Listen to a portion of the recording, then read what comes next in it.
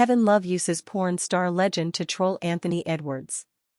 Miami Heat forward Kevin Love may be absent from the playoffs so far, but his troll game remains present. Love, who is known for his funny posts on social media, recently took aim at the situation regarding Minnesota Timberwolves guard Anthony Edwards. Earlier this week, Edwards was fined $50,000 for inappropriate language directed to the Los Angeles Lakers fans in Game 1. He allegedly told a fan, "My expletive is bigger than yours."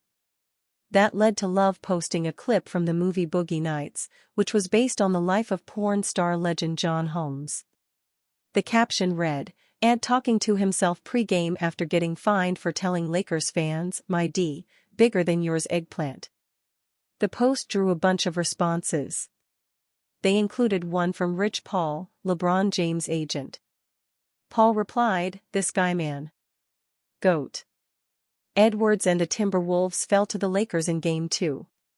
The series is now tied at 1. Expect Love to continue his troll game during the playoffs. He is ruled out tonight against the Cleveland Cavaliers for Game 2. Love is dealing with a personal matter. The Heat try to tie their series at 1 against the Cavs before the series shifts to Miami. Eric Spoelstra's trap: why the Heat's Game 2 defensive adjustments could be a gift to the Cavs. When the Miami Heat return to the court for Game 2 against the Cavs on Wednesday, expect Eric Spoelstra to make significant defensive adjustments. But according to insights from the Wine and Gold Talk podcast, those very changes might accidentally unlock an even more potent version of Cleveland's offense. The Heat's Game 1 strategy allowed Cleveland's guards too much breathing room. As Cleveland.com columnist Jimmy Watkins explained, there was way too much of Darius Garland, Ty Jerome, Donovan Mitchell, in some cases just being able to walk into easy threes. But herein lies the trap that the Heat might unwittingly set for themselves.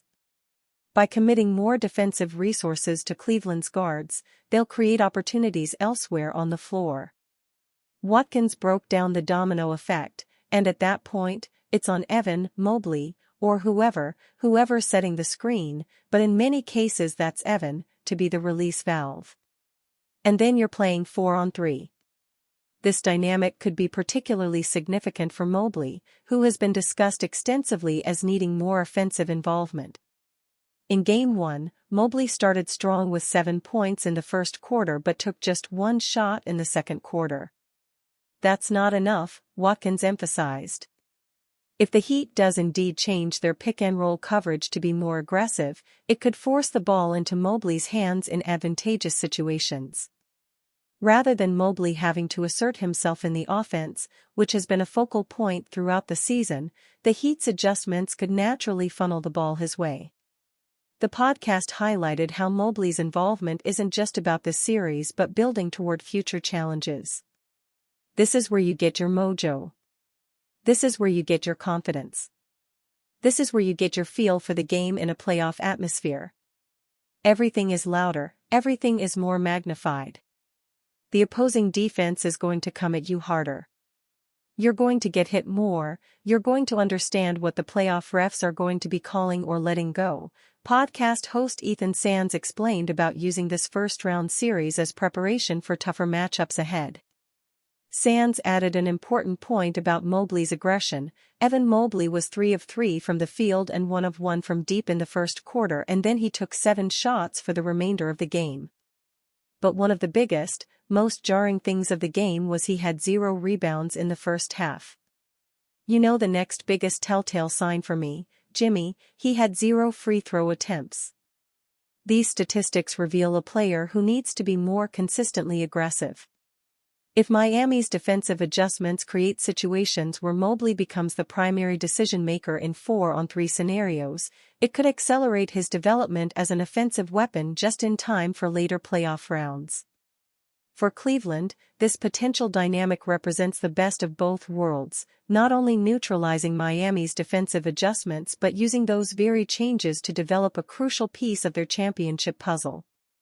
Tune into the Wine and Gold Talk podcast to hear Watkins and Sands dive deeper into how the Heat's desperation could become the Cavaliers' opportunity, and why Game 2 might showcase a Mobley that opponents aren't prepared to handle. Sacramento Kings could send star talent to Miami Heat, kickstart rebuild with trade. It's rare that a team is gifted a perfect trade to get them out of a middling situation.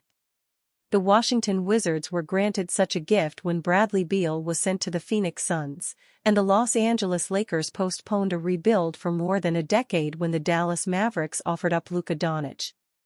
The Sacramento Kings could be next in line. With the Kings' core being perfectly mediocre, Sacramento is unable to compete or rebuild, finding itself in NBA purgatory.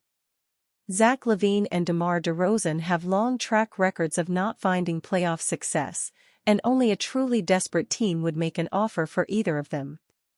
Luckily, the Miami Heat, who got blown out in their first-round opener against the Cleveland Cavaliers, could be desperate enough.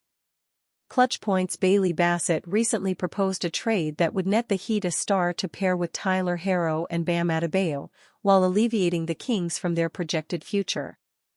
If the Kings commit to a rebuild, Robinson and Wiggins could likely be flipped for more draft capital, although either of them netting an unprotected pick seems unlikely.